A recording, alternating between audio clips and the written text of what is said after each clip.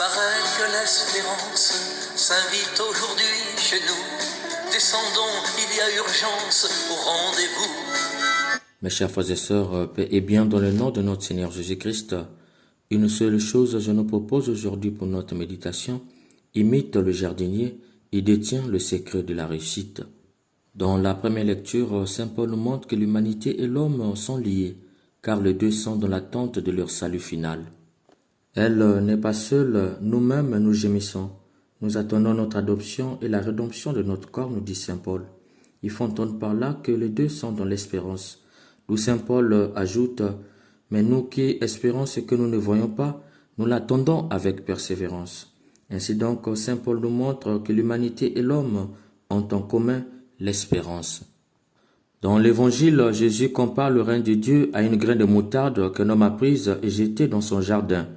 Elle est devenue un arbre et les oiseaux du ciel ont fait leur nid dans ses branches. La pointe de cette comparaison est la grandeur cachée dans la petitesse de la graine. Jésus voit déjà dans ce qui est petit ce qui est grand. Cependant, entre le temps où la petitesse laissera place à la grandeur, il y a un temps d'attente. Autrement dit, pour que le petit grain devienne un grand arbre, il y a un long temps d'attente, et ce temps d'attente est appelé temps d'espérance. Le message que Jésus veut donner ici n'est plus c'est quoi le règne de Dieu, mais plutôt comment faire pour avoir part à ce règne de Dieu. Si la grandeur de l'arbre est cachée dans la petitesse du grain, le grain quant à lui finira par s'éclore et révéler la grandeur de l'arbre qui était caché en lui. Il en va ainsi pour le règne de Dieu.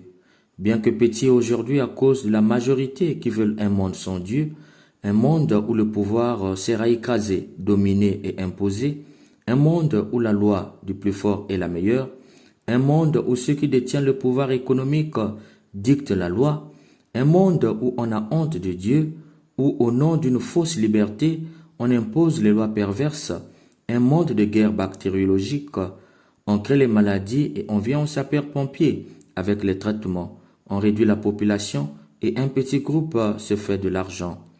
Jésus nous dit malgré cela, le peu de ceux qui mènent le combat de la vraie liberté, comme le pape François et ses prédécesseurs, le peu de ceux qui veulent et travaillent pour construire un monde à la vision de Dieu, un monde où règne l'amour et le pardon, la justice et la paix, un monde où Dieu sera tout en tous, un monde où Dieu règne dans tous les cœurs, ce monde finira par s'imposer, car le levain de l'amour de Dieu est déjà enfui au cœur de ce monde par la croix du Christ, signe de la victoire de l'amour sur la haine.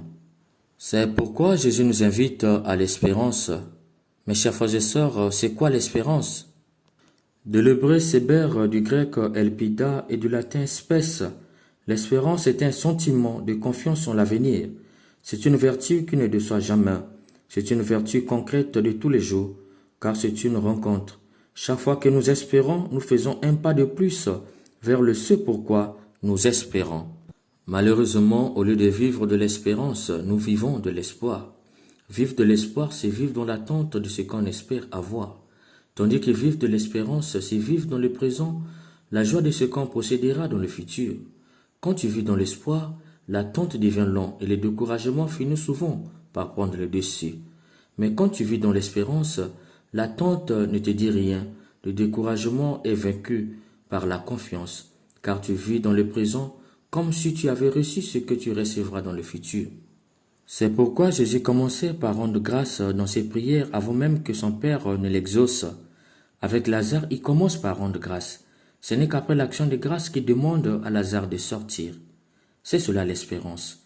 L'action de grâce précède l'exaucement. Quand tu vis dans l'espoir, tu attends de recevoir pour rendre grâce à Dieu. Mais quand tu vis dans l'espérance, tu rends grâce à Dieu avant de recevoir ce que tu lui as demandé. Tu es déjà dans la joie avant même de recevoir ce qui fera l'objet de ta joie. C'est pourquoi nous proposons comme modèle à imiter le jardinier. Il ne plante que parce qu'il espère que ses grains vont donner. Il n'arrose que dans cette espérance. Plus, il arrive qu'il a déjà pris l'argent de ses clients. Il sait que ça va donner. Quand cela ne donne pas, il change de méthode, enrichit ses sillons, replante et arrose avec la même espérance que cela va donner. Voilà, chers bien-aimés, le secret de la réussite, la clé de toute vraie réussite, l'espérance. On peut comprendre pourquoi Jean-Paul Ier disait « L'espérance est une vertu obligatoire pour tous les chrétiens, car c'est le plus grand bien de l'homme, puisqu'elle lui permet de réaliser le plaisir même dans l'attente. Même si ce que tu espères ne vient pas, l'espérance te fait goûter la joie de ce que tu espérais. Le plaisir du déjà là pas encore. Je n'en ai pas encore, mais j'ai vu comme si j'en avais. C'est pourquoi un milliardaire peut être aigri de son employé qui vit heureux comme s'il était aussi milliardaire. Or, le fait de vivre dans la joie avant même de recevoir ce que vous demandez montre que vous avez confiance en Dieu. Lui qui ne déçoit pas ceux qui lui font confiance, comme le jardinier, il t'exaucera. Mes chers bien-aimés, si imiter Jésus est difficile, imite le jardinier. Il a le secret de ta réussite. Puisse l'Esprit Saint façonne en nous le cœur du jardinier pour que nous réussissions dans tous nos projets. Amen. Risquons encore l'espérance, même en ces temps de folie, et contre toute espérance, allons à lui.